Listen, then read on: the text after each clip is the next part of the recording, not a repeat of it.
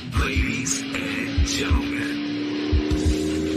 What you gonna do, brother? oh yeah! Woo! What? What? If you smell what the rock.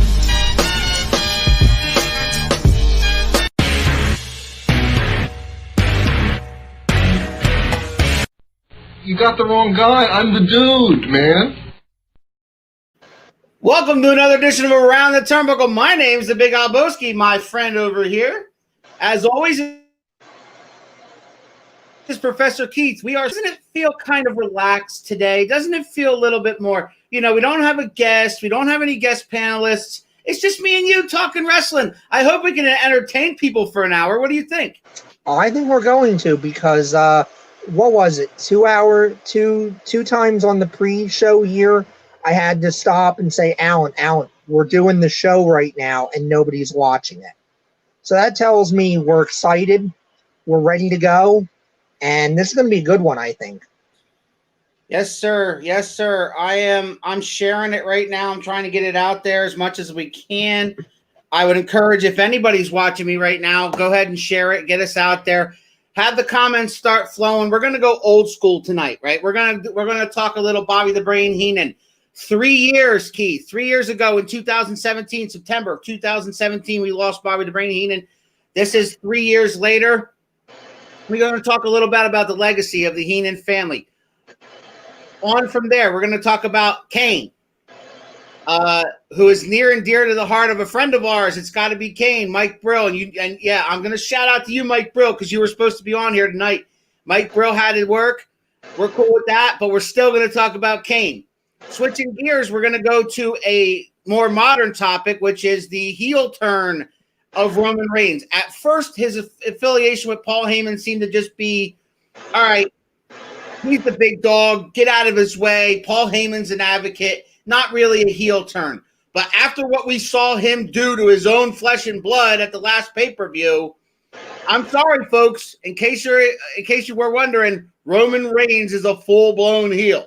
Oh, absolutely. That actually got me to watch some modern wrestling, folks. That tells you how important this is. That being said, also, guys, stay tuned on Facebook Live and all our channels here for Ciphered Knowledge with Christy tonight at 8 o'clock. Christy has as her guest a personal trainer, a weightlifter. I'm not escaping his name. Christy, you come on here and you get his name up. We'll get his name up. But stay tuned tonight for Chrissy for some weightlifting knowledge, man. Some of you wrestlers that are watching, you want to learn some free personal training stuff, man. My man's going to be on here tonight, and he's going to give you all that knowledge. Also, Spitting with Spitter is on his normal slot on Wednesday at noon, as per usual. So our first topic tonight, Professor Keith, is the rise and fall of the Heenan family. And I say fall because obviously all good things come to an end. And a lot of people back in the day did not appreciate the Heenan family for what they were. They were the ultimate heel family or faction during the Hulk Hogan era of the WWF. And Hulk Hogan, in case you don't know, in case you're too young to know, from basically 1984 to 1992, 93, when Hulk Hogan left WWF and went to WCW, he basically ran the show, all right? He was the face that ran the place. He sold all the merchandise. He sold out arenas. Hulk Hogan was the man, right? Hulk Hogan was champion for most of that period. You might have mixed in a couple of reigns here and there with the Macho Man Randy Savage and Ultimate Warrior and some others, but it always went back to Hulk Hogan from WrestleMania 1 to WrestleMania 9. That being said, there was the main heel family at the time, the main heel faction that would send guys up to go against Hulk Hogan, and we're talking about the King Kong Bundys, the Big John Studs, the Andre the Giants of the world, was Bobby the Brain Heenan. As many people agree, and I don't know if Keith does or not, but as many people agree, the greatest manager in the history of professional wrestling on many people's lists. There are lists out there that have guys like Captain Lou, honorable mention, of course, the Grand Wizard, Classy Freddie Blassie, and the list goes on and on and on. We could argue it all day. It's like in the NFL arguing who the greatest quarterback was, right? But Bobby the Brain Heenan actually started a Heenan family long before this. He started the Heenan family in 1974 in the AWA, the old AWA, Keith. And I'm bringing it up right now so I can give you some background on that real quick. Sure. So, while you bring that up, so let's talk about for our fans that don't. Okay, let's talk about quick for our fans that don't know. Yeah. The AWA was one of the largest territories in the United States. They were largely unaffiliated from the National Wrestling Alliance. Tomorrow night. TJ says spitting with spitters tomorrow night. Jeez, you're off your game tonight, Alan. Is he? Well, I don't know that. You know, that's called communication. He's at a wedding right now. Is heel turn Harry suspended? Well, let me address this, Keith. Okay. Let me address it because I've been getting a couple of questions about heel turn Harry, okay? Heel turn Harry left this show on his own accord. He did. I can confirm that. I was in on the conversation. He left the show. Heel turn Harry still talks to us, still gives us information. We have a group chat that started this show called the Wolfpack Chat that he is quite still active in. And he is more into like the nowadays stuff, the NXT stuff, the AEW stuff. And he keeps us informed about that stuff because he pays more attention to it than we actually do. So I'm giving credit where credit is due, but I'm not going to sit there and say that heel turn Harry's going to be here anytime soon. Although I keep looking over my shoulder because I'm wondering I'm going to get hit in the head with a chair anytime. You know what I'm saying? Mm-hmm. But that's it on heel turn Harry, AJ. Thanks for that question. Yeah. You were saying about the AWA. So the AWA was probably the largest territory that was largely unaffiliated from the National Wrestling Alliance at the height of its power. The AWA recognized the world champion, which as a term of being an alliance member, you were not allowed to do. You had to recognize the NWA champion. Yes. So when you think about it, at one point when we talk about the big three in professional wrestling, we usually mean WWF, WCW, ECW. Prior to that, you would have been talking about the AWA, the NWA, the WWF. So I just wanted to point that out there to say to people if they're saying AWA, what the hell is that? That's what the AWA is. It was the American Wrestling Alliance. They had a weekly show. Such stars as Ken Patera, Nick Bockwinkel, Ric Flair came through there. The Midnight Rockers came through there. A young Shawn Michaels and Marty Jannetty came through there towards the end of it. Stan Hansen, Ray the Crippler Stevens. Their main champion for the longest time was Nick Bockwinkel, whereas and then in the NWA, you had guys like Ric Flair, Harley Race, Dusty Rhodes, guys like that. Lou Thesz before that, but at the era we're talking about, you'd be looking at Flair and Rhodes. Yeah, we know, AJ. You're a puppy. We know that. AJ's in his low 30s. He don't want to admit that though. That's why I wanted to point that out because I know some of our audience is going to hear some of these letters and go, "The hell are all right, so let me quickly get this out of the way. 1974, he starts the Heenan Family. He didn't call it that yet, but he managed such names as Blackjack Lanza, Blackjack Mulligan, Bobby Duncombe, Ken Patera, Mr. Sato, Nick Bockwinkel, Ray the Crippler Stevens, Stan Hansen, and Super Destroyer Mark II. That was in the AWA. Now in the NWA, he managed such names as Austin Idol, Blackjack Lanza, Bobby Jaggers, Ernie the Cat Ladd, the Masked Superstar, Professor Tanaka, and the Outlaw Ron Bass. Later on, Jimmy and Johnny Valiant and Angelo Poffo, who some people might know as the father of the Macho Man Randy Savage. All right, so ran a position in Memphis. So he mentioned. I mentioned all those guys. He managed those names and won championships with those guys from 1974 to 1983, circa. Next thing you know, he's in WWF. And we're going to talk about them individually, but I'm going to give you a list of the WWF guys he managed in case you need a refresher course. We're going to go through them one by one, Keith, but let me go through the whole list first. Sure. Adorable Adrian Adonis, Andre the Giant, the Barbarian, Big John Studd, the Brainbusters, Arn Anderson and Tully Blanchard, Playboy Buddy Rhodes, the Brooklyn Brawler, the Colossal Connection, which is Andre and Haku, and also Haku singles, Harley Race, Hercules, the Islanders, Haku and Tama, Ken Patera, King Kong Bundy, the Missing Link, Mr. Perfect, Kurt Hennig, Mr. Wonderful, Paul Orndorff, the Red Rooster, a.k.a. to some as Terry Taylor, Ric Flair, Ravishing Rick Rude. If I forgot anybody, it's not on the list. I doubt it, but that's what's on that list as per the WWF Encyclopedia. What was that? Did you just point out Ravishing? I had the Ravishing one on here too. Was that your favorite? All right, anybody commenting, I want to know.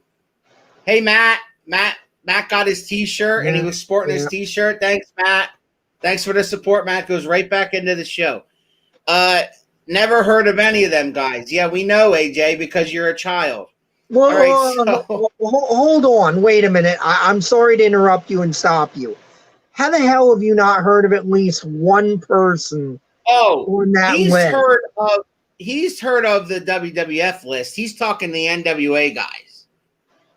All right, that I can kind of get, because WWE, even though they have, basically contributed the history of wrestling, they're horrible at it. So AJ's favorite of that list, that WWF list, is Mr. Perfect. That is also mine. Do you have a favorite?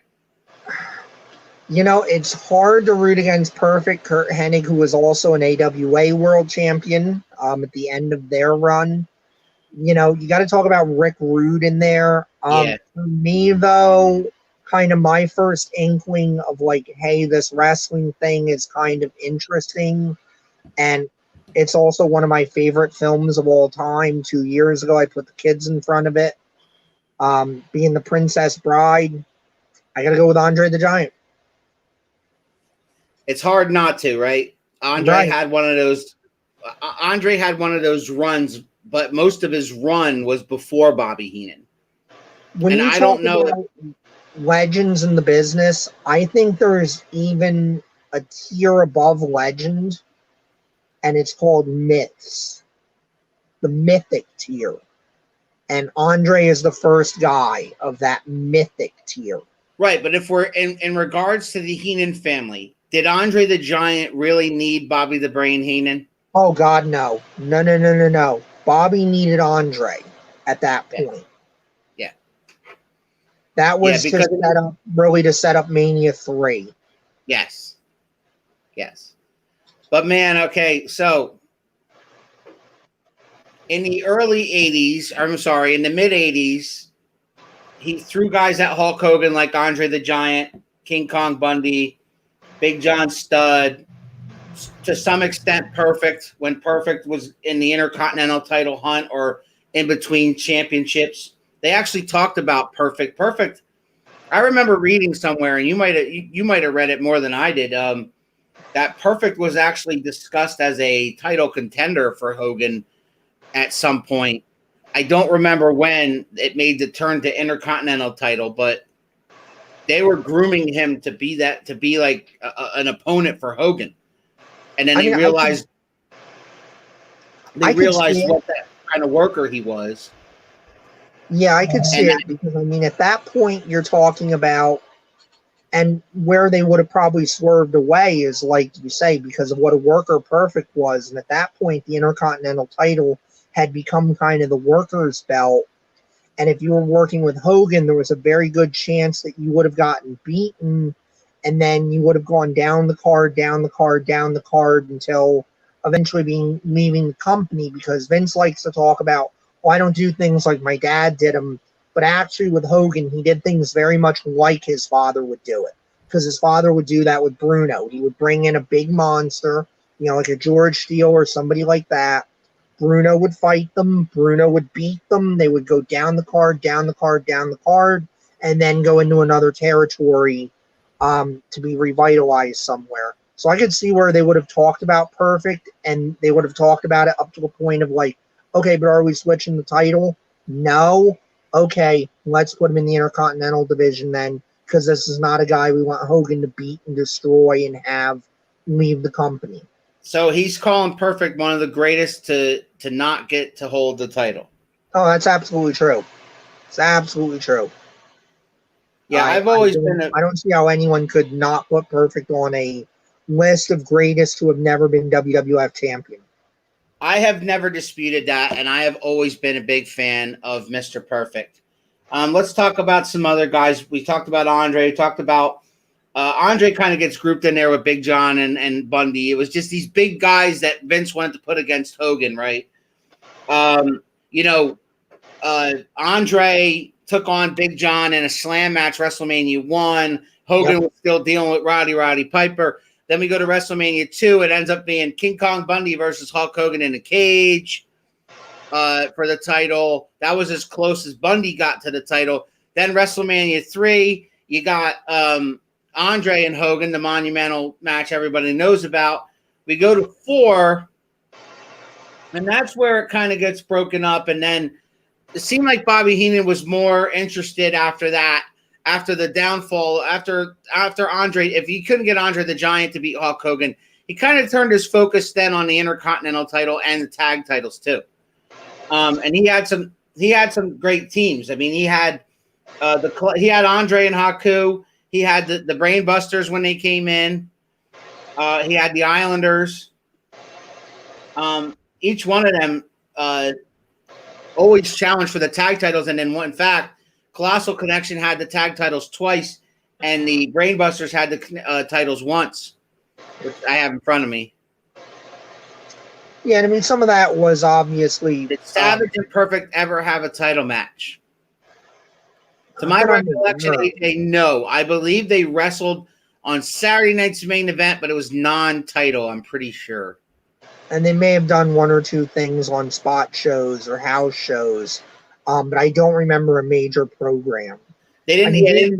Brad Allen was watching at the time. I really wasn't, but I'm pretty good at going back and looking at the history of stuff, and I do not remember any major programs for that now. Well, he's asking a Macho Man Randy Savage mega fan if Macho Man Randy Savage ever defended the title against Mr. Perfect, and my quick answer is no, but I'm pretty sure they wrestled each other, and I'm pretty sure you can find it on the network. I think it's an episode of Saturday Night's Main Event, but it was non-title. Do you remember what year maybe that would have happened? It was when Macho Man was world champion, not so that would have had to have been the Intercontinental. So we're talking in between Manias 4 and 5. So we're talking 1987. Okay. Something like that. Yeah, because Mania 1 was that 84 or 85? 84? Yeah. 85 was Mania 1. Okay. And I know when I started watching, Perfect was kind of wrapping up. Perfect made his pay-per-view. Perfect made his WWE pay-per-view debut at WrestleMania 4. Okay. He wrestled Owen Hart.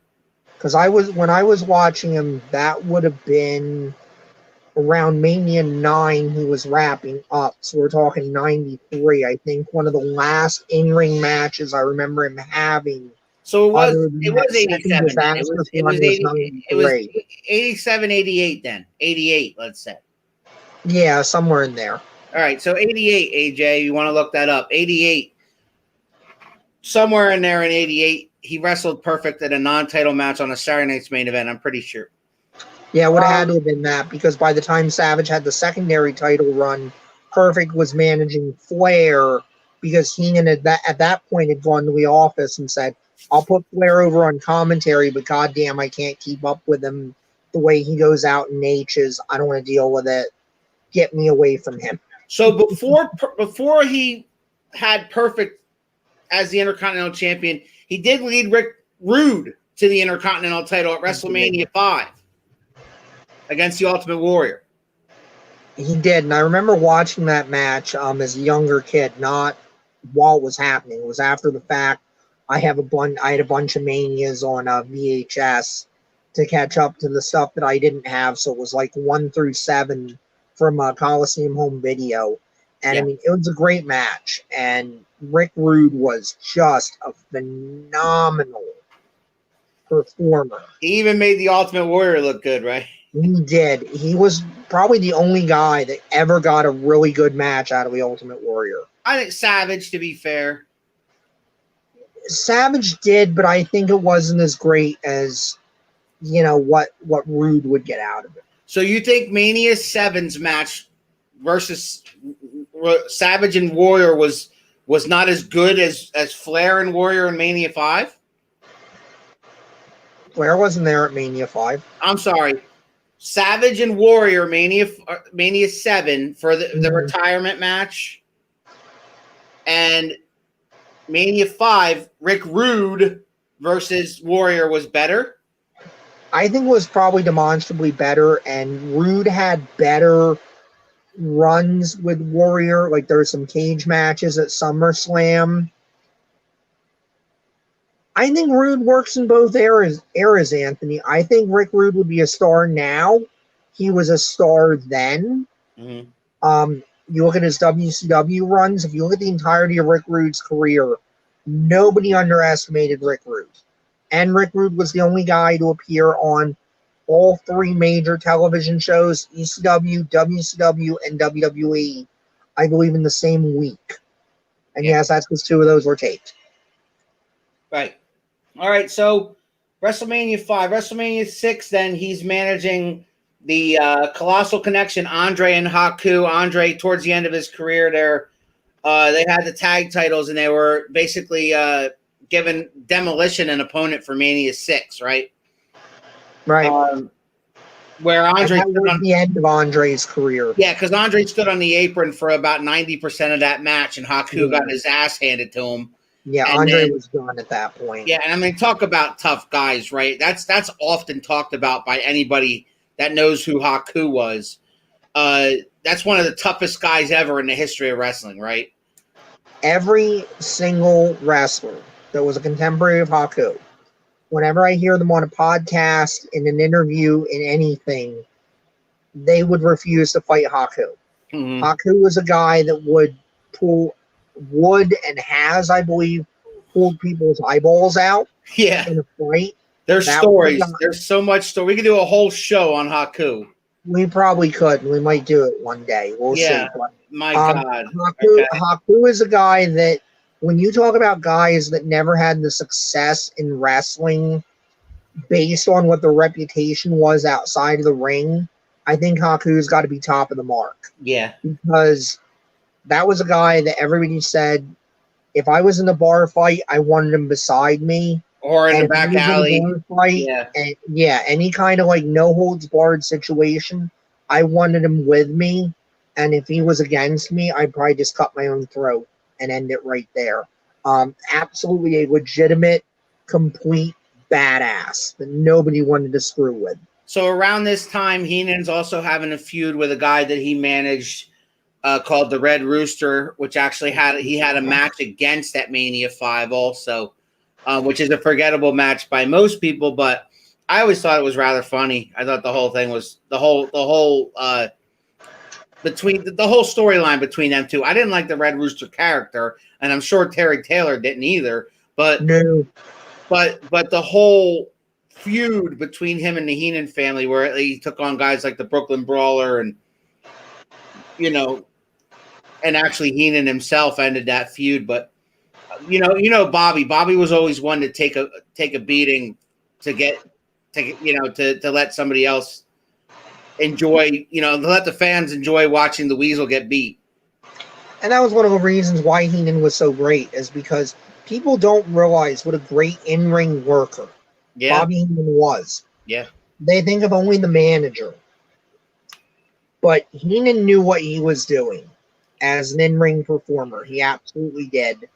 And it shows because there's an art to working like you don't know what you're doing, and yet it still works out. And that's one of the reasons why, I'm right there with the people that say Bobby Heenan is not only on the Mount Rushmore of wrestling managers, Bobby Heenan is in the George Washington spot. Bobby Exactly. Heenan is the best of the best. He's influenced so many people, and anything you gave Bobby Heenan to do, Bobby Heenan could do it well, and he could excel at it. And that's one of the things that got the Heenan family over so much, because the Heenan family was really Bobby Heenan's feud with Hulk Hogan. And not that he didn't have, great and talented workers in that family, because top to bottom, he did. Yep. I mean, we've only talked about a couple of them so far. But Bobby was, for a lot of guys, that secret ingredient that gave them that, okay, this matters, or this heel turn is. If you were with Bobby Heenan, you automatically mattered. You know what I mean? You were automatically, you had a shot at least at the main event, or if down the road, if not right away, down the road, you were in a main event or a title match or intercontinental or tag title match. If you were with Bobby the Brain Heenan, that meant to a lot of guys that, okay, they're putting me with Bobby the Brain Heenan. I got something going good here. Absolutely. All right, so the last guy we'll talk about in the Heenan family, and he wasn't exactly his manager. They called him his financial advisor, but Ric Flair, when Ric Flair came over to WWF finally in circa 91, 92, whatever it was, they list him as part of the Heenan family, and one of the last members of the Heenan family, where Ric Flair had his title run, where he beat Bret the Hitman Hart in Saskatoon, Bret beat him there. Ric Flair came over and he won the Royal Rumble in 1992. 92, the 92 Rumble. Then he lost the title to the Macho Man at WrestleMania 8. To get it back that summer at some point. Not SummerSlam, but like after that, September-ish or whatever. He got it back from Randy Savage, right, in September of that year. And then Bret Hart beat him on his second title run. And then Ric Flair went back to WCW. So I do want to talk real quick about because I think it's interesting. Flair has it in his book about how he came to WWE. Yeah. WWF at that point. So Flair had a dispute with WCW, with the head of WCW at the time, Jim Herd. Not today, Shane. Saturday, we're just gonna talk wrestling with you guys. Yeah. So Flair had a dispute with Jim Herd. Flair had carried the WCW title from Jim Crockett in the NWA. Your son is such a freaking troll. He loves stopping you in your tracks. He really does. Stop putting those comments up. I know you control them. So Ric Flair had been, They're funny though. Yeah, they're funny. Hi, Robert. Hi, Robert. So Flair had been in a dispute with Jim Herd. Flair had been carrying the NWA title from Jim Crockett into the transition to WCW. And one of the things about the NWA title was they made you put a $10,000 deposit down on the belt when you won it, which would prevent you from doing silly shit like, oh, I'm going to let my friend win it or anything like that, which didn't always work if you read Flair's book. And I do recommend, if you haven't read Flair's book and you're interested in wrestling history, and you can sit down and read a book, because I know some people are just not able to do it. But if you're the kind of person that can do that, if you're the kind of person that can do that, do it. If you're not, maybe there's an audiobook or something out there. I don't know. But try to track it down because it's very interesting. So what had happened was Flair's contract was coming up. Herd was not a fan of Flair because Herd was an idiot. Right. And was trying to change Flair's gimmick where he wanted him to cut his hair, put in an earring, and become Spartacus. Yes, right. let that sink in for just a couple of seconds. Imagine turning No the more Nature time Boy limit on Ric this Flair. show, but just I want the audience to let that sink in for a second. That somebody said to Ric Flair is not good enough. I need to give you a gimmick. A gimmick. Let Right. that sink in. Woo! So obviously, Flair's not happy. Herd's not happy with him. We head into a contract negotiation. Flair's not happy with how that's going. Jet Vince reaches out. Flair says, I'm going. So Herd says, I want the belt back because Flair is the champion at that point. And Flair says, okay, you can have the belt back. I want my deposit back because nobody gave me my deposit back on the belt. Herd says, I don't owe it to you because that was under Crockett and the NWA. I'm not responsible for it. So long story short, the conversation ends in both guys saying fuck you to each other. And Flair runs off to the WWF with the belt, which is how you get those segments where he's the real world champion and you got the 10 pounds of gold, the big gold belt on WWE TV. Yeah. Which was a huge, huge get for WWE. I mean, there really is no equivalent in the modern era of how big that was, but it was easily equivalent to, in a lot of ways, to WCW getting Hulk Hogan, if not bigger, because again, WWE also got, for a little while at least, the big gold belt on their television as well. You're here. So Ric Flair was a huge, huge get for WWE. All right, so he brings the world title with him, calls himself the real world's champion because he had the title. Yep, he had the title with the NWA lineage. And that was supposed to lead to a match between him and Hogan. Which did happen on some house shows. It did. It never made television. But it was supposed to be on Mania. It was supposed to be Mania 8. And they changed it to the Macho Man when Hogan was when it was apparent to Vince that Hogan wasn't staying. Yeah, Hogan had some of his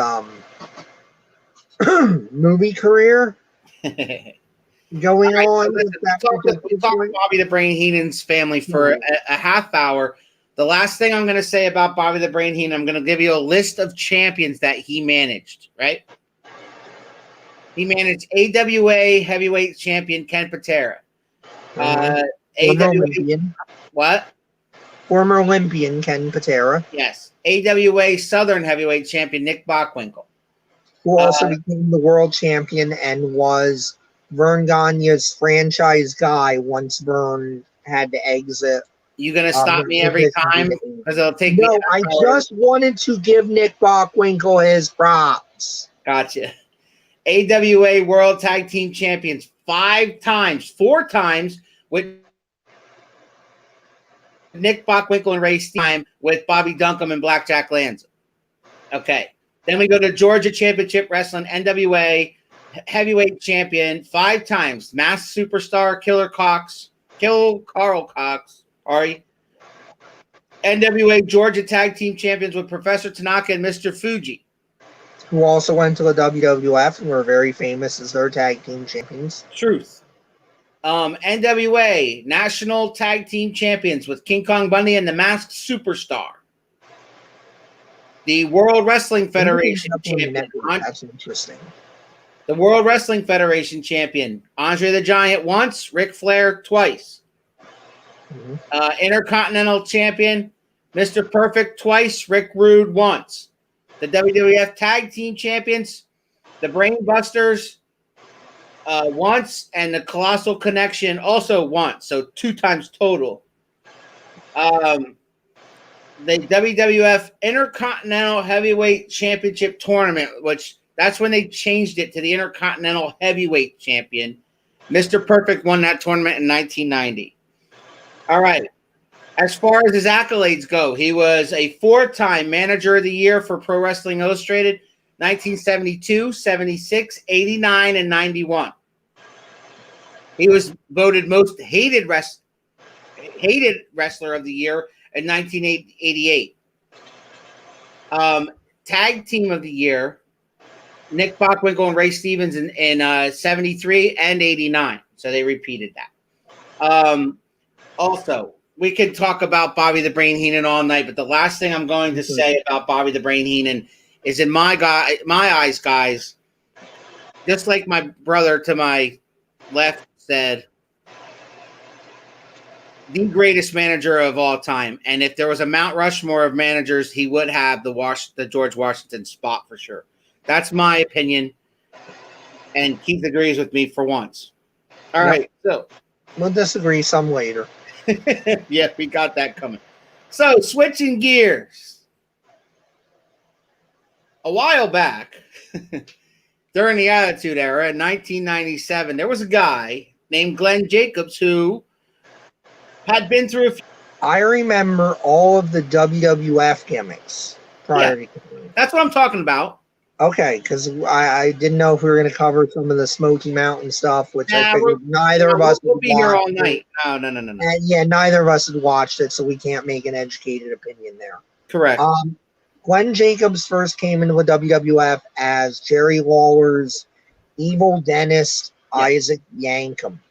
Yes. Folks, if that sounds like it was absolutely terrible and forgettable, I assure you, as someone who lived through it and watched it, it was absolutely forgettable and terrible. And for the love of God, don't go back and look at it. No, look it up. Don't do it. I dare you to look it up. AJ. I love our fan base enough to say, don't look at this. Don't do it. It's I bad. want to see that awesome entrance where he came down to the ring to the sound of a dental drill. Oh my God. It still haunts my nightmares. Look that up. Shane, you're watching there. Mr. Ping, you're watching there. I see that you're watching. Go on there, brother, if you have not, and look up Isaac Yankem DDS on the WWE Network and just watch his entrance. Don't even watch the match. Just watch his entrance. You're welcome. Right. So, moving on. Go ahead. Then he was part of Vince's genius bait and switch idea of fake Diesel and fake Razor Ramon. He was fake Diesel. Yes, that is correct. The wife is correct. For once. Right there. Okay, number one, just a piece of, as someone who's not married but has common sense, don't ever say for once again when you're saying your wife is correct.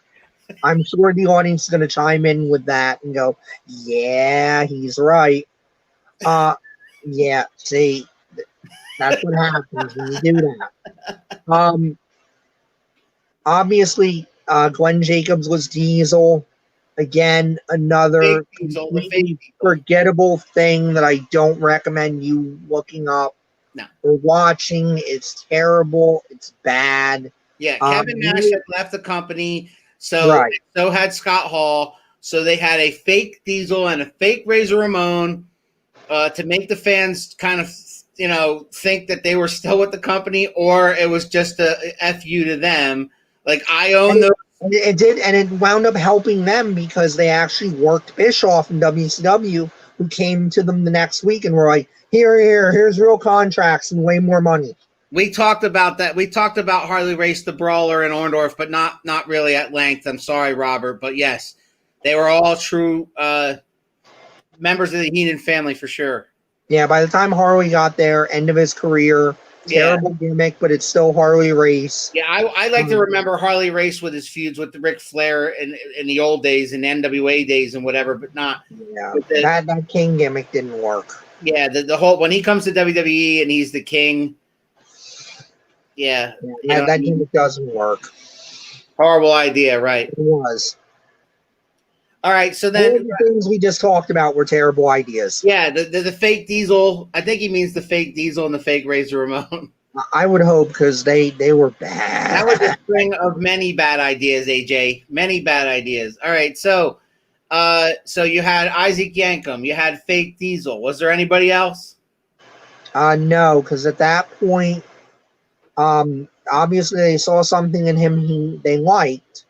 And he did work for Jim Cornette in Smoky Mountain Wrestling, and Cornette was very high on him. And by the time we come to 1997, When the Kane character is being promoted, Cornette's on the creative team, so he's got an ally on creative.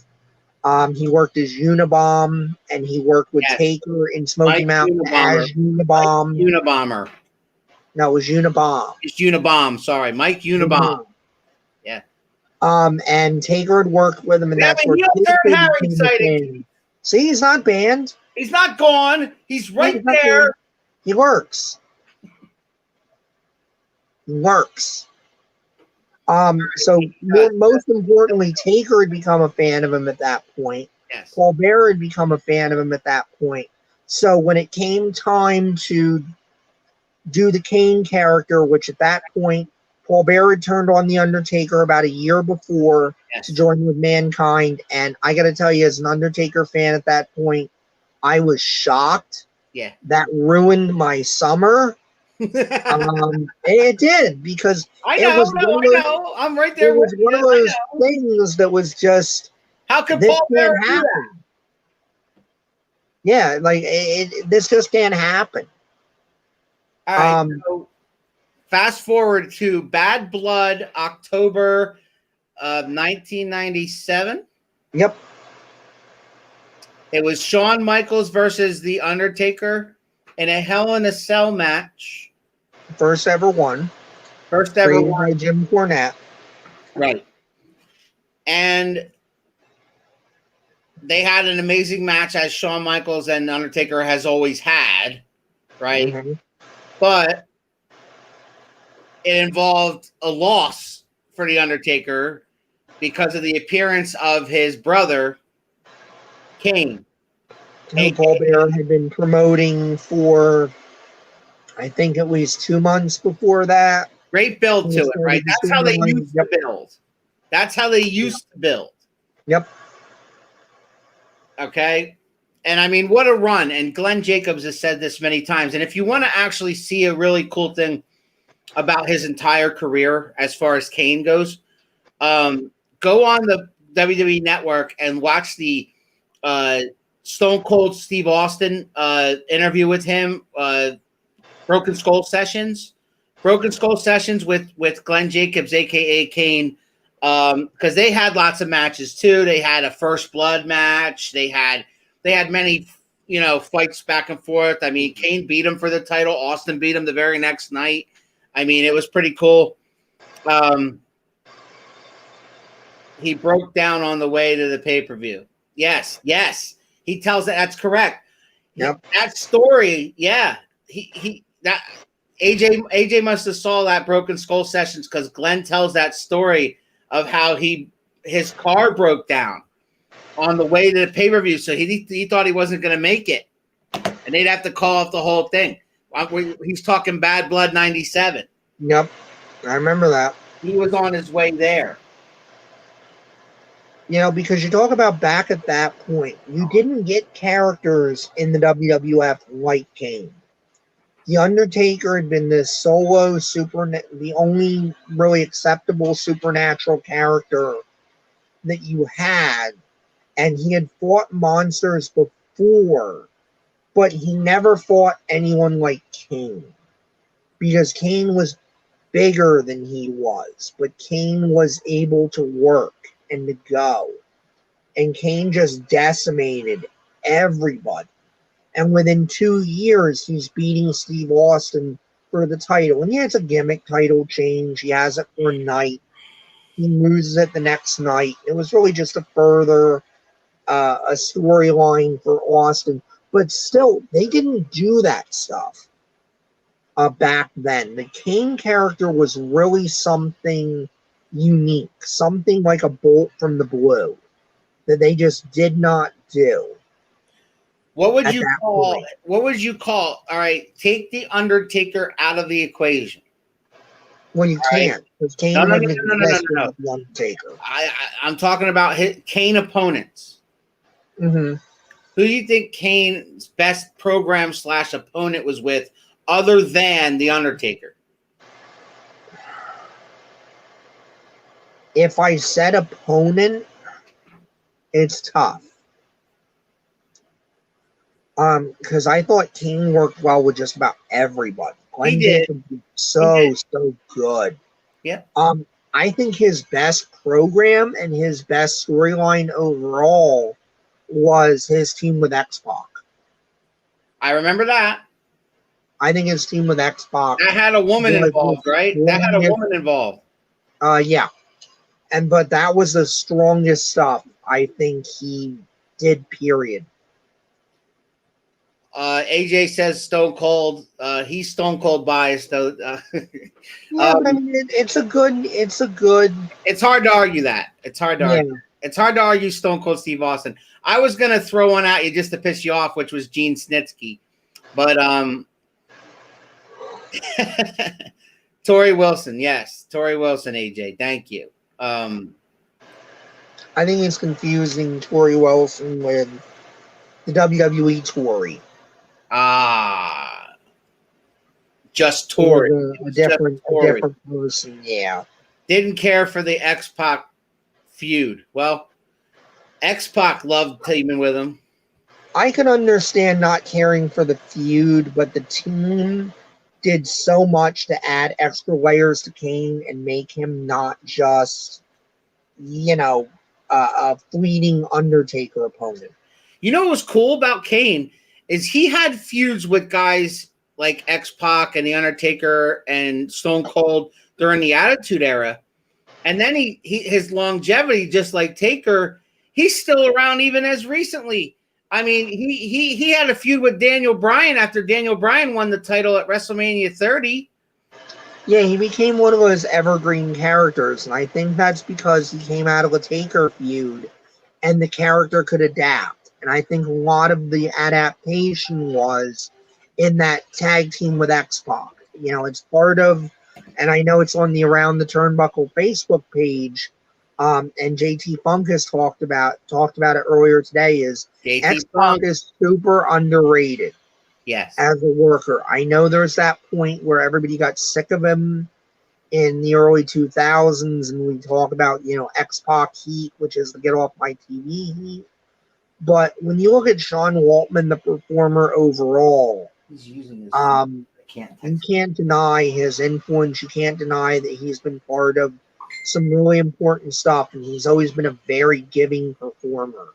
And I think coming off of the Taker feud, which could have easily made that character very disposable. The early mask list was really good because they were kind of doing that Doctor Doom thing where he was nuts and he still thought he was burned and stuff like that. And then over time, I think it just got lost and it got silly because of the creative regime at that time. But I mean, Kane is really like Taker. He's that ultimate character of no matter what stupid booking you threw at him. I mean, look at the convoluted history that this character has. And they even put out a book and a DVD and all that stuff about all the twists and turns that this character has had. We shouldn't give a shit about this character with all that stuff. At one point he was mentally handicapped. Yes. He was Paul Bearer's bastard son. He couldn't talk. He couldn't talk without, one of those speech devices apparatus. His father had, that assisted him. I mean, he may be the most ultimately Teflon character in professional wrestling to overcome all these stupid things that were thrown his way, and we're still looking at that character and going, that's a first ballot Hall of Famer. Yeah. On anybody's list anywhere. He's going to get in the WWE Hall of Fame, no doubt. Right. And he will be. You know that. Right now, he's the mayor of Knox County, Tennessee. And then you got that. He translated his wrestling success into political success. He's the mayor of an entire county. And I wouldn't count him out for, at least in my mind, at least one more match. He's still in pretty good shape. Oh yeah, and I mean he still does appearances there. So I mean, if he gets out of office for whatever reason, I could see them giving him a call and he could do He could do Sure. one more match. You know, Especially like Saudi Arabia stuff, that when they like to bring out those guys, you know what I mean? Because Taker's basically retired. So Taker has said on the last podcast I heard him on is that he's retired. It's just Vince didn't want him to say the words. all right, that's all we have on Kane. We're gonna switch gears to Roman's heel turn. And I'm gonna just follow your lead on this one. Go ahead. So looking at the situation here at first, I mean, if you put somebody with Paul Heyman, the antenna goes up. I'm big Paul Heyman Mark. I'm the ECW Mark. I have to be Paul Heyman Mark. But I think Heyman, in terms of his talk and everything he does, and you watch Paul Heyman out there, Paul Heyman adds so much to any guy he's with. It adds an instant credibility.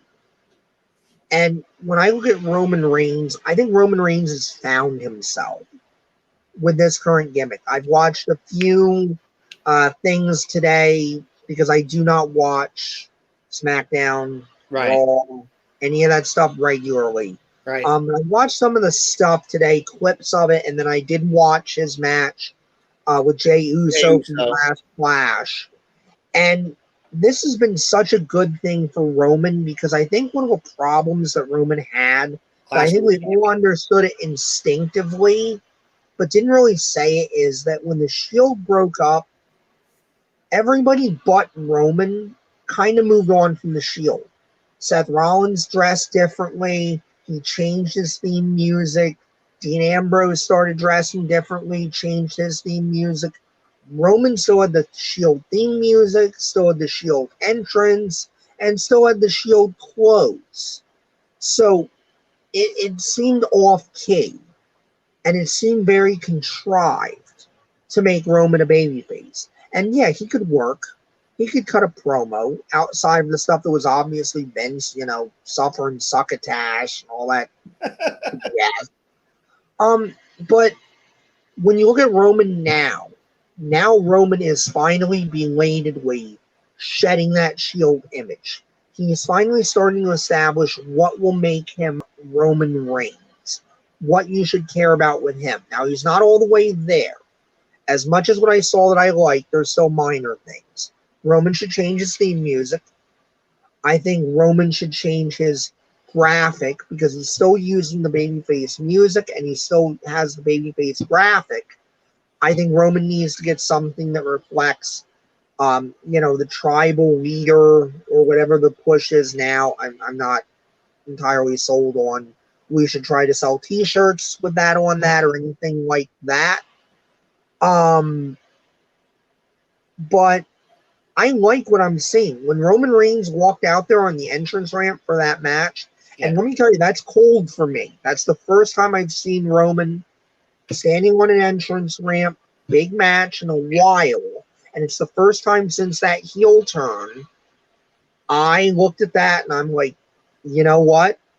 This man looks like a star. Not that he didn't necessarily look like a star before, but I think that's what cemented for me that Roman didn't move on from the Shield.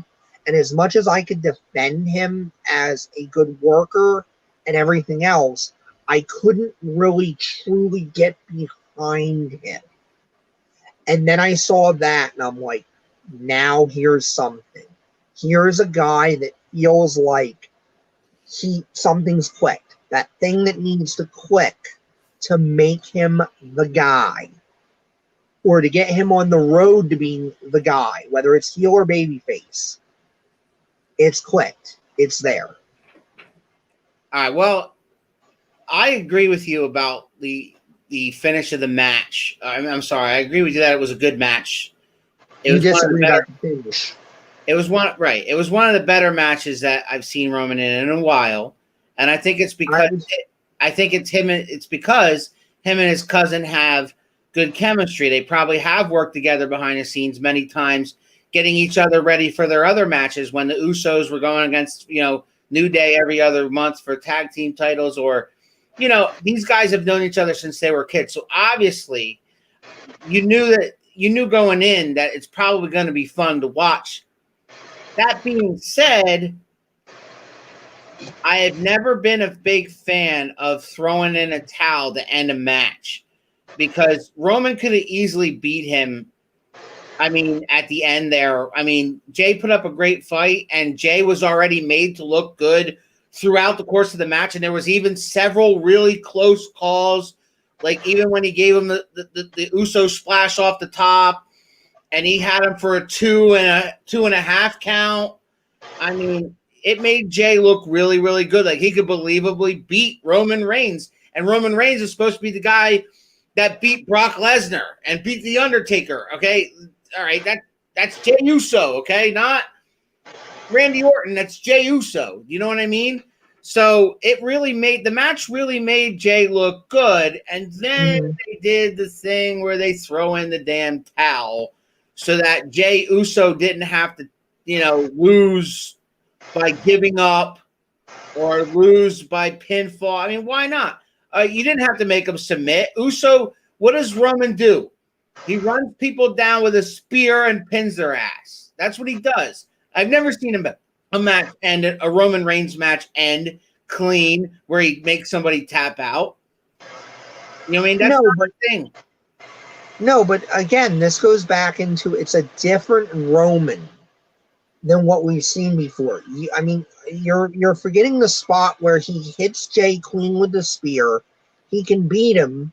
He knows he can beat him. Mm-hmm. Charles Robinson is in there saying, "Okay, you hit him with the spear. Like, come on, let's be done now. Don't be brutal. Pin him." And Roman's like, "No, he needs to get up and he needs to tell me that I'm the tribal chieftain. He needs to tell me that I'm the head of the family." Because that's what this was all about. It was about Roman being able to say, I'm the head of the family, and the family needs to tell me that I'm the head of the family. And whether you love that storyline or you don't love that storyline, you have to give them credit for they did something right there that followed the storyline. It was about, and he pulls Jay up and he says, I'm going to beat the shit out of you, basically, until you tell me that I'm the guy. And that forces Jimmy to come down. I'm going to put this back up here. Can you speak to that? Harry's saying that the payoff is Hell in the Cell, meaning that they're going to do this match again, but Hell in the Cell? I mean, they probably almost have to because this is the box that WWE keeps putting themselves into with these pay-per-views that are not even necessarily monthly, but are sometimes just 2 or 3 weeks apart. You can't do much but say, I have to do the same match I did 2 weeks ago because I have another show to do and I can't put any further booking into it. But I mean, I wouldn't mind seeing it again. I would question doing it in such a final environment because the way I feel, because I disagree about the towel spot. Insofar as I don't think it was a bad finish. I thought they took too long to get there. I thought there was too much gaga and deliberation and BS about it. But I understand to a degree why they felt like they needed to do that. But I think it's one of the sins that WWE has. Of even when they have something good, they treat the fans like dum-dums that have to have it spoon-fed to them way too much, what they're trying to do. And I think we should have gotten, I mean, I love the finish when it came. The idea of Roman is just going to pummel and punch and beat the crap out of Jay because he can, because he's dead, because he's out of it, because Paul Heyman's out there screaming at ringside, you're the guy, you're the chieftain, make him understand that you're the guy, that everything you're saying and everything you're doing is right. And if you have to kill him to make it happen, do it.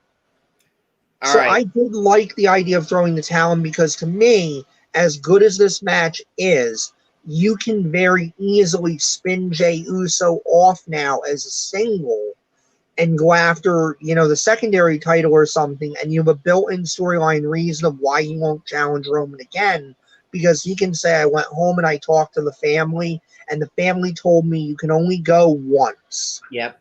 And try to make him see reason.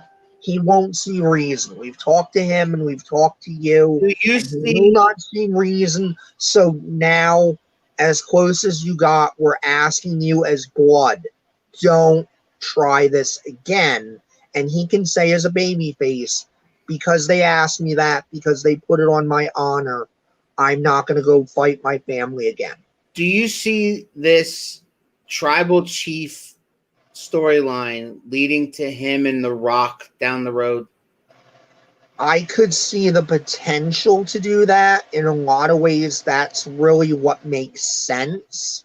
Mm-hmm. Is almost, especially if you want to continue, and WWE does have obviously problems, like I just pointed out, of having these pay-per-views that are so close together that you can't really build very well. There's one tonight. There's an NXT takeover.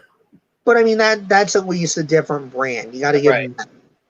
You know, so I could see them ultimately building to that, but that's going to be determinant on Rock's filming schedule and on where Hollywood is. Because that last time he got in there with Cena, he tore so many muscles. He actually endangered the shoot of the Hercules movie he did, and they cracked down on him and they said, if you're going to keep doing this wrestling stuff, no insurance company is going to insure you for movies, and your movie career is going to be over. And that's why we haven't seen Rock in the ring since.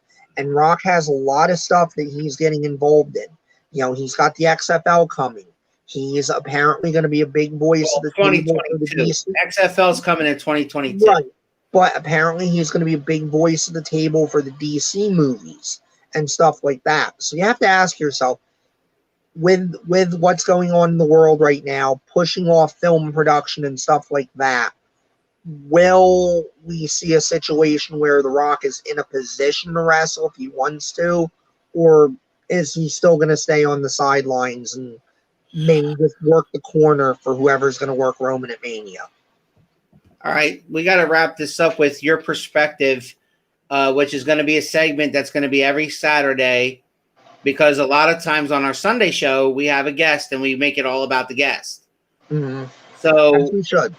So we're going to wrap up this episode because we're running into anybody watching NXT TakeOver with your perspective on what's going on right now with Alexa Bliss and The Fiend. From the sublime to the ridiculous. So I know some people are over the moon about The Fiend. They're over the moon about the idea of The Fiend having a stable. Someone who has commented on this show, and I will not call them out, told me I should watch the Alexa Bliss segment from SmackDown last night with Kevin Owens, because it was amazing and it was great. I thought it was complete garbage. I thought it was dog shit. I thought it was the final ruination of the asset that is Alexa Bliss. I understand that Alexa Bliss has had concussions, has had injuries. But I remember, and I was a guy that championed Alexa Bliss when she turned heel in NXT, and when they pulled her up to the main roster, I was the only person out of our little group that watched Alexa Bliss. And you guys were like, who's this person? And I'm like, oh, this is going to be fun. Because Alexa Bliss came up and she was, like the song says, 100% that bitch. She came up. She ran whatever women's division she was in. She was the top. Okay, he's outing himself, so fine. It was heel turn Harry. I tried to give you cover. You didn't want it. All right. I thought this makes Alexa a puppet coming out of the Nikki Cross stuff that, to me, should have been about Alexa turning on Nikki to elevate Nikki that way. But it just turned into, nope, Alexa is neutered. And Alexa's not a heel anymore. And Alexa completely 180s everything we knew about her. And then you have Kevin Owens last night going, well, I remember you from the Performance Center. Because, yeah, the last 5 years, what has it been? 5 years almost of her on the main roster? That shit didn't happen. That didn't happen. Of course, she was the nice, happy-go-lucky girl. Come on. I've heard this compared to the Joker and Harley Quinn, okay, right, which touches off another thing that pisses me off. Because coming out of a Suicide Squad movie, there is way too many people that act like Joker and Harley is a good or healthy relationship. No, it isn't. It was the Joker What does that mean? manipulating his psychiatrist so he could break out of Arkham again. He didn't care about her. He didn't want her. He just broke her down to escape Arkham again. And like a puppy, she followed him. And the build of that was the abuse victim, which is what she was, figuring out how to get away from this abusive person. Bray is supposed to be a baby face, and we are creating an abusive relationship for him to be in. And then people are losing their shit because they're like, a new Wyatt family, a new Wyatt family. I'm sorry. I liked the Wyatt family when it started. I did. And I like Bray Wyatt. I like Bray Wyatt now. I think they're doing terrible things with him, but I like Bray Wyatt. He's undoubtedly a great performer. But why do we want a new Wyatt family? The Wyatt family demonstrably failed. Is that for you? Is that for you or for me? Oh, it's probably for me because I'm the one talking and I'm the one getting on the sacred cows. Why do you say that the Wyatt family demonstrably failed? Because it didn't get over. Luke Harper's in AEW. Mm-hmm. Eric Rowan is fired. God knows where he's going to go or what he's going to do. John Cena ruined all of them in quick succession. Yeah. Braun Strowman has a ceiling. Mm-hmm. The Wyatt family was never this top group that the internet seems to think they were. And then, we're talking about Alexa Bliss. But that goes into it because people are now like, Alexa's going to be part of his family. No, what I see is Alexa Bliss is going to be a valet for a character that doesn't need a valet. Really? I understand. I mark my words. I think that's what's going to happen because there's no reason. I understand. Oh, of course you did this because I understand where they might feel like they need to take some of the wind out of Alexa's sails because she's been hurt. And they might need to try to transfer that to somebody else. But they're not going to do that here. The Fiend is over because what the Fiend does. He doesn't need Alexa. This is just going to take whatever goodwill Alexa still has, and it's going to just piss it down the drain. That's how I see it. We are being joined by Heel Turn Harry, ladies and gentlemen. So do you care to rebut all the previous statements made by the professor? Well, I want to start off by saying hello. Hi. And then I want to say that I want an immediate drug test to Keith. I want his background checked. And you need to stop and shut your mouth, your dirty, dirty, dirty little mouth, and leave my Fiend and leave my Alexa Bliss alone.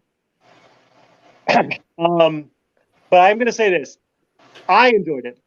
And I'm not looking at it from the perspective as hurting Alexa and she being riding on the coattails or whatever. I think it's just a new, I guess, peel of the onion for the Fiend. In this way. Peel the onion. Yeah, you heard me. That's actually a good analogy because this will probably make me cry in the end. So a lot of things make you cry, like losing to the Chiefs like that. That would make me cry too. But anyway, the Chiefs are good though.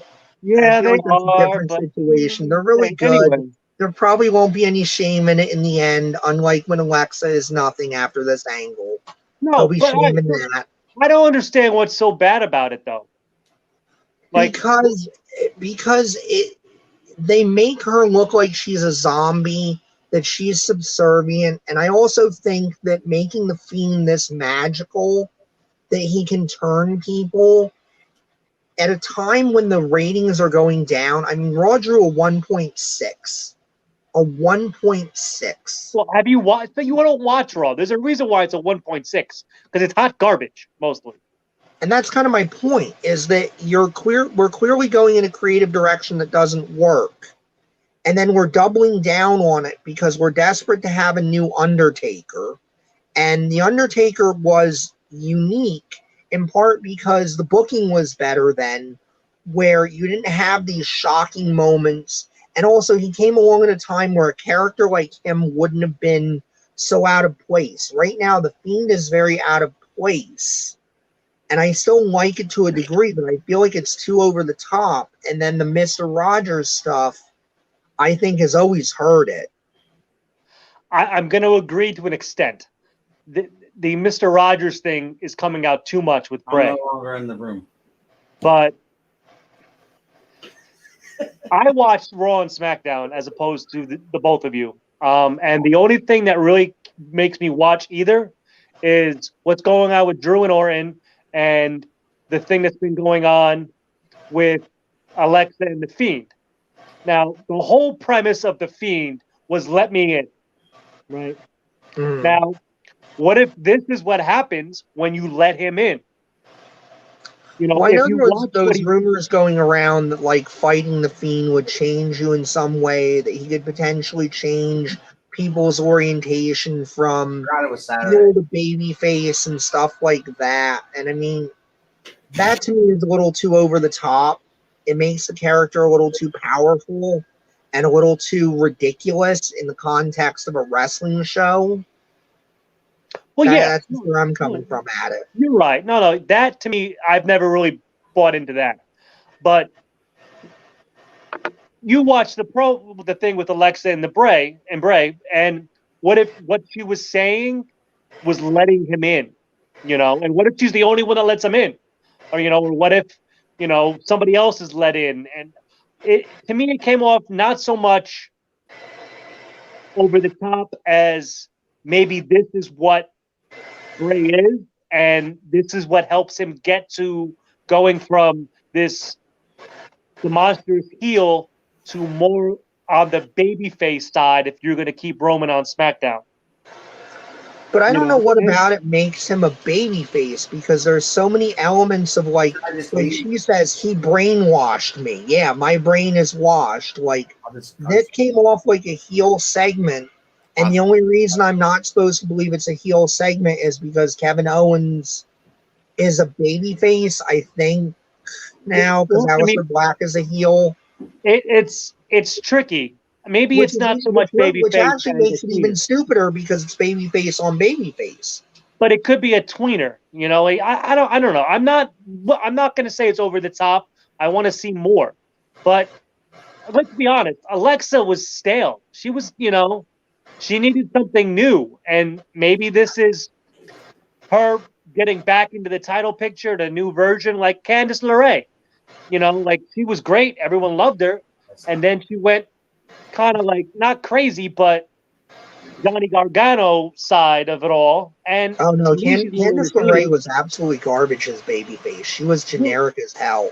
The only person more generic than her, and I have to say, I think we're about to get a civilian perspective in a minute. But let me finish trashing Candice LeRae and potentially pissing everybody else off when I make this comparison. Is the only person that I felt like was more generic in NXT than Candice LeRae was Tegan Knox. Oh, yeah. And I know everybody's going to probably get a little mad at me now. Like, no. She just tore her ACL. Why are you crapping on her now? It's like, oh, because sorry, that's just the truth. She's about as basic as Kicks. She is Kick cereal. Like, she is literally just the driest, most boring thing I've ever seen. I don't know. I kind of like Kicks still. All right. Well, maybe. All right. I don't know. Teresa, what have you got for us from the more civilian perspective? I feel like Alan put you in here for a very specific reason. No, Alan left because he wasn't being heard and couldn't get a word in edgewise. So, well, he's the one that invited I wanted to see if you guys would notice that he left. I know it's totally different. So, well, we're very sorry that Alan felt that he couldn't get any words in. I mean, at this point, I'm done. I thought this was my segment, and now all of a sudden, I have all these people in here telling me I'm wrong. Well, I feel very ganged up upon. Just be happy that you were heard, because apparently some people aren't. So just be happy that people heard you. Everybody hears me. I have fans. I'm told this. Huh? Yeah, I mean, you could say that. What they're saying. Well, I have no perspective on that. Oh. I didn't know Alan was trying to talk. I'm sorry. Like, now I feel kind of bad. Yeah, no, I didn't realize he was trying to say anything either. I thought he was just letting us go at each other. Yeah. I figured if he brought Harry on, he knew because I was attacking his sacred cow Yeah, you That were. it was going to So get bad. Stop before you get a still chair shot. Yeah. All right. I'm gonna RKO you out of nowhere. I'm gonna show up at Walmart and it's over. All right. Yo, Paper goods done. 24/7 champion of around the turnbuckle right here. Oh, Jesus Christ. Speaking of things that are terrible. there's no such thing as a 24/7 around the turnbuckle champ. There is No. now. If I got a there belt. is, I will quit. Bad I'm buying the ideas. belt tomorrow. Putting more bad ideas on this show. I'm buying the belt tomorrow. That's it. It's over. No Right. belt. No. No, there's a No. belt. It's coming. It's coming from China. Oh my god. All right. Let me What- get What have you got for us, Alan? Take control of this craziness, because obviously we're off the rails now. Bring us back. You look great, by the way, Alan. Woo! All right, listen. Enough. Jesus. I bring the heel turn back because you were running your mouth. About heel turn Harry. I felt he had a chance to run his mouth back at you. I shut up and listened to both of you rant for 10 minutes. We're cutting into freaking NXT TakeOver, which nobody's watching anyway. I have 7 fucking comments. You All okay? right, ready? You all All right? right, bring some comments up. Well, Need a let's minute? see. Like, damn. Yeah, I can't remember the last time you dropped the F-bomb. Yeah. My virgin Where are ears we? can't take this stuff, man. Mm-mm. Let's see. It's heel turn Harry. See? You have one fan. The Congratulations. Fiend is the only reason I watch wrestling anymore. That's 2 fans, by the way, now, Keith. Just saying. Looking good, Big Al. That's a Thank lie. you, kid. Hey, guys. What's up, Alex? The show has spiraled out of control. It's like Thanks, watching Captain AEW. Obvious. Okay. Just call it Dynamite. This is Yes. LOL. And by F-bombs, do you mean a Frankensteiner? No. I haven't seen a Frankensteiner in years. By the way, Hashtag bring back the Frankensteiner. I will pay if Alan does a Frankenstein. All right, so you both know that I am a fan of the Fiend thing. I am. It took a while, right? It took, like, in the beginning, and Harry, it took a while that the Fiend, the Mr. Rogers thing, I really did not like, right? And then once the whole thing was finally laid out, and then I was like, okay, I get it. All right. He's this normal guy that has this side of him, and when that side of him comes out, everybody beware. As far as ruining Alexa Bliss's career, I couldn't disagree more. It is not going to ruin Alexa Bliss's career. It's going to be a blip on the radar. She's not going to be a valet. She's just going to be an extra added ingredient. It is not Bray Wyatt Family 2.0. It is just one of the Fiend's characters that he's playing with because he's gotten to her head. It's just a storyline for her to do. What were they doing with Alexa Bliss before this, Keith? Nothing. She was maybe tag teaming with Nikki Cross to go for the SmackDown Women's Tag Team Championships for the 100th time, and they didn't even win those matches. They kept losing. Okay, Yeah, that was kind of my point, that so they were Nikki, doing nothing right, with her, so Nikki, and this so is wait. further doing nothing. So Nikki now gets to do it. Whatever is going to happen to Nikki is going to happen to Nikki now without having to ride Alexa Bliss's coattails. And Alexa Bliss gets to be this crazy fucking chick because who else do they have that has that character right now on the main roster? Nobody. Why do they need it, though? Because it's fun. It has to be her. Because it's fun. Because then Nikki Cross gets to go back to being crazy, and Nikki Cross, and she can be crazy. They can be crazy together, and they can have this crazy feud. Kind of crazy. Or Nikki Cross just goes to catering. I don't trust creative. That's why it's not watching. I love it. I love the whole thing. I really do. Because what else are they doing? It's not going to ruin her career. You're wrong. It's not. Because then when they're done with this, they're going to try something else. Okay. How many times have I been right about these things in you guys' yes, AJ. experience?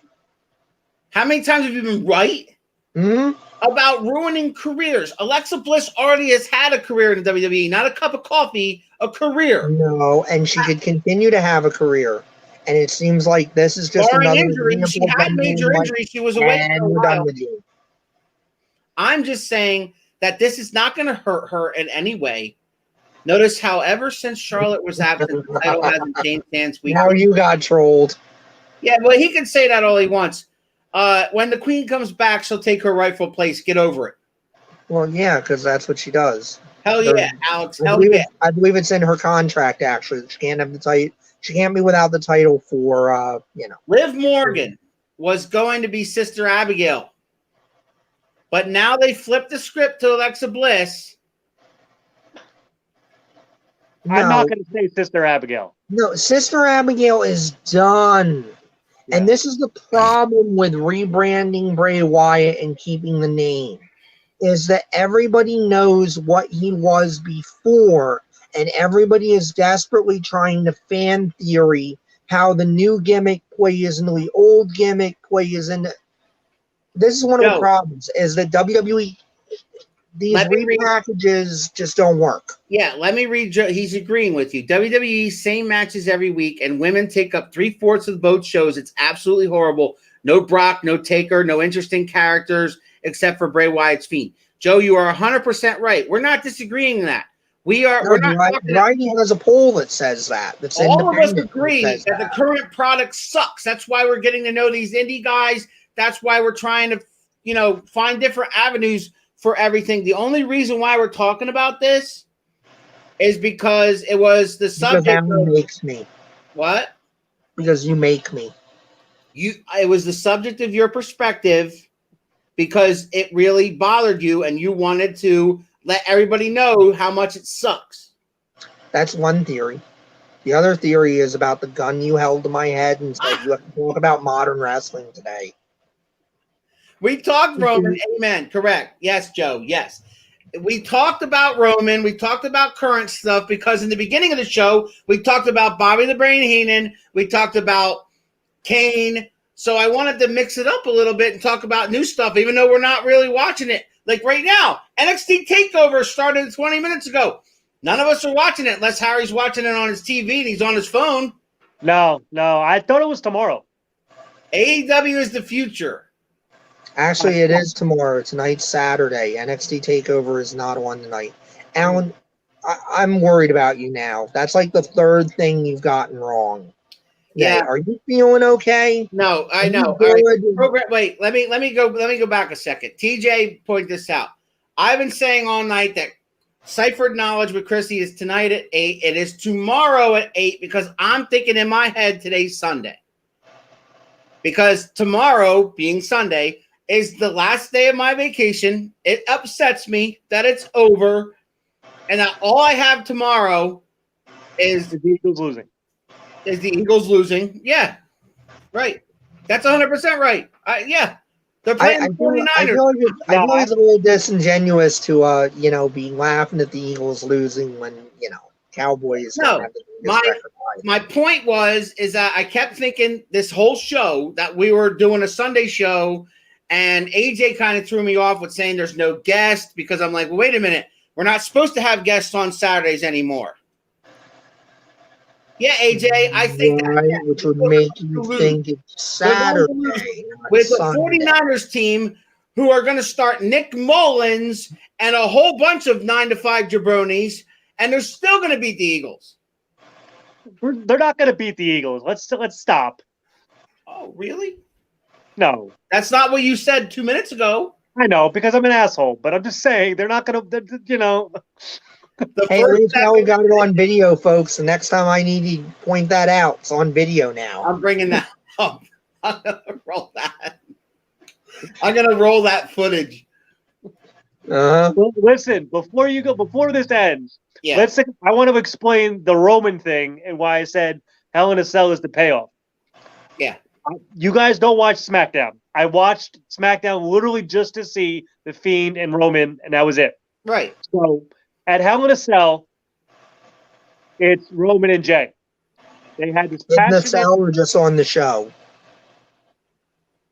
Who knows? Because what happened was Roman went on this huge promo where he was basically saying, "You broke my heart because you wouldn't acknowledge everything I do for the family." He's playing the sympathetic, "You should be thanking me for, being Roman Reigns and trying to help the family, and I did this for you. I gave you the title shot, to help your career."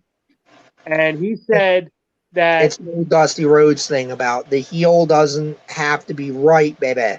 The heel just has to think he's right. and it's going to be the highest stakes in WWE history. They didn't specify any kind of match, what the highest stakes were. My thought is it's going to be in Hell in a Cell, and he's going to beat him to a pulp. And the highest stakes is going to be that he's going to have to be his errand boy, his lackey or whatever. And he's going to have to follow what Roman says. All right. Listen, guys, we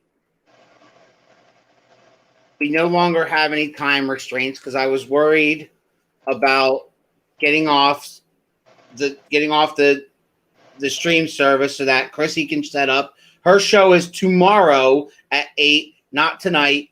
And we're not cutting into NXT TakeOver because that is also tomorrow at 7 o'clock. So, and tomorrow's program, ladies and gentlemen, in case you don't know, we're going to have one Frankie Picard, and I dare you to look him up because Frankie Picard has held every freaking major independent wrestling title up and down the East Coast in about, a dozen states. Frankie Picard is a big deal. He's actually wrestling tonight, I think, in New Jersey at an event tonight in New Jersey. Also, a big shout out to our old pal, and I know he's going to watch this later tonight. Greg Thundercat is defending his TWA title tonight, Keith, in Tennessee. Tonight, October 3rd. He's defending his title. He is the TWA champion, and he's defending it tonight. So shout out to Greg. Shout out to JT Funk for joining us today, even though he was a little busy, driving around on freaking go-karts. And in case you don't know what I'm talking about, go to JT Funk's Facebook page, and you'll see what I'm talking about. A big shout out to Val's Pals are also tonight. Val's Pals is down in New Jersey for a very good cause, and they got Brian Cage from the AEW down there tonight, and they got Austin. What's his name again? I forget. Austin from Impact. You know who I'm talking about, Harry? You're the Impact guy. Austin. Not Austin Aries. Not Austin Theory. Nobody will be Theory. Austin Aries anymore. Yeah. Oh, I know who you're talking about. I can't forget his name. Yeah. They're down there. Keep up with the crap that is Impact, but it's getting it. Yeah, I can't. They got some other guys from Impact and some other guys from AEW and down there. We got Joe back on here. Jey Uso isn't even in his weight class as Roman Reigns. The Rock is the only interesting match coming soon for WWE. Rock versus Roman is interesting at all. I don't know if he means is or is not. I don't know. I would say he's saying that's the only interesting thing they've got, and it's not a guarantee. Well, here's what the thing. What I heard, that it sounds like that's the plan, but there's too many. Yeah, Joe. Exactly. I don't know where to find it either. They own their own network. That's why they're still on TV. There you go. But the plan is that they want to do Roman and The Rock, but they can't say that fans will be in attendance for WrestleMania, and they're not. And Rock will not do it without fans. Which, without the fans, The Rock is not the same, feel. Yeah. And it's his movie schedule too. So I mean, who knows? Right. But that is the only option, ultimately long term, that I see this going, because his Jimmy's the same size. Don't insult Harry's favorite wrestling show. Listen, it's my second favorite wrestling show next to AEW. Okay, because together they make a decent wrestling program. All right. On that note, we got to wrap this up. We're an hour and 30 minutes in. Thank you, Harry, for stretching this for 30 more minutes. You're welcome. I appreciate you coming on.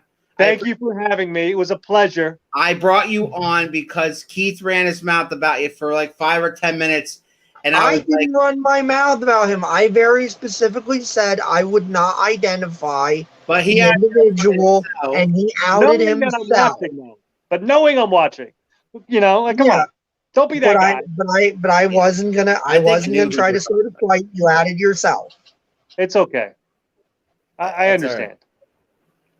And guys, so tomorrow night, Frankie Picard tomorrow night at 6 o'clock, our normal Sunday time slot, leading you into NXT TakeOver at 7. And tomorrow night also is Ciphered Knowledge with Chrissy, and her special guest is a personal trainer, a weightlifter, a bodybuilder, all the above. He's actually even TJ Spitter's personal trainer. Could you believe that one? Working with TJ. Also, don't forget to visit our brand new, if I can find it here, Keith, our brand new YouTube channel, which is 2M1L Media. That has all episodes of Spittin' with Spitter, Ciphered Knowledge, and Around the Turnbuckle. And if you want some old episodes of Around the Turnbuckle from basically our first season with a lot more of this guy down here below, go to Around the Turnbuckle YouTube channel, and that has all the old episodes of Around the Turnbuckle before we joined 2M1L Media. Also, see that ticker down the bottom, boys and girls? If you want an official Around the Turnbuckle t-shirt for just $20, send me a private message. I have sizes medium through XXL still available. In-ring, Abyss is coming. Abyss is coming where, Harry? Hopefully nowhere. Ace Austin, that's the guy. Ace Austin. Thank you, Alex.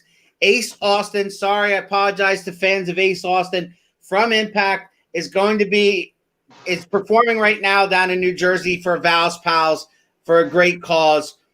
Alan says, advertise my eventual debut. Alan wants to come on here as a guest panelist. Alan says to come on then. The little big Al coming soon. Wouldn't it just be a little Al? Yeah, he's got a Saturday coming up. He usually works while we're on our show here. And he's got a Saturday coming off with a millennial perspective of AEW. Oh, okay. Does that make you excited? Did that get you excited? No. I think he just wants to come on to troll Keith for an hour, but that's my opinion. I'm sure he will. That's a good time. Don't knock him trolling Keith. That's a good time.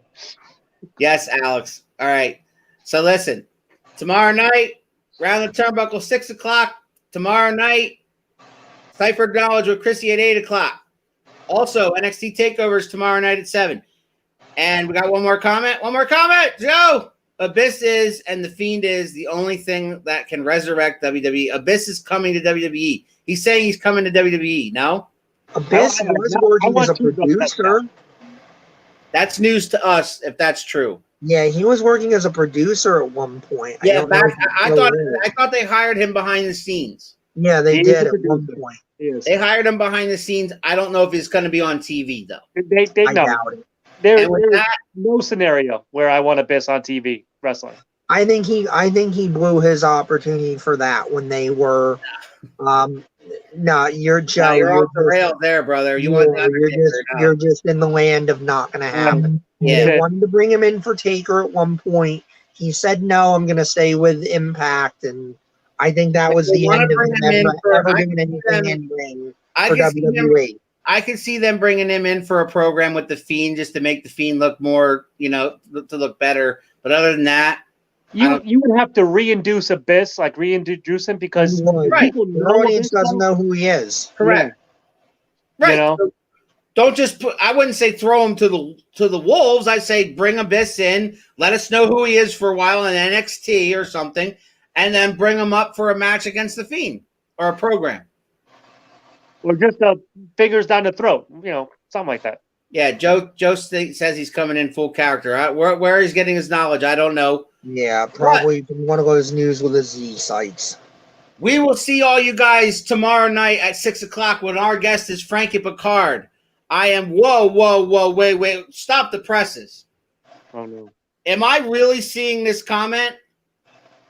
Maybe. Megan is commenting on my show. Megan, really? Dude, you want to go hang out with your wife? Maybe you shouldn't bring your marital problems out in public. Well, I didn't. She did. Okay. I want to just point You out can his ignore wife the was comment. in the chair. What was that? Teresa was in your chair, therefore in the same room. Therefore, you were hanging out. So, box check. With that, ladies and gentlemen, I will see all you guys tomorrow night with Frankie Picard. Tomorrow night, right here at 6:00, live on Facebook and YouTube. And next time on Around the Turnbuckle. Ladies and gentlemen, what you gonna do, brother? Oh yeah! Woo!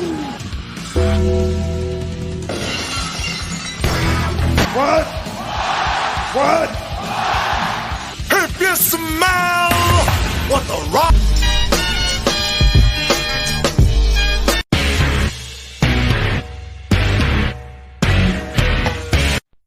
You got the wrong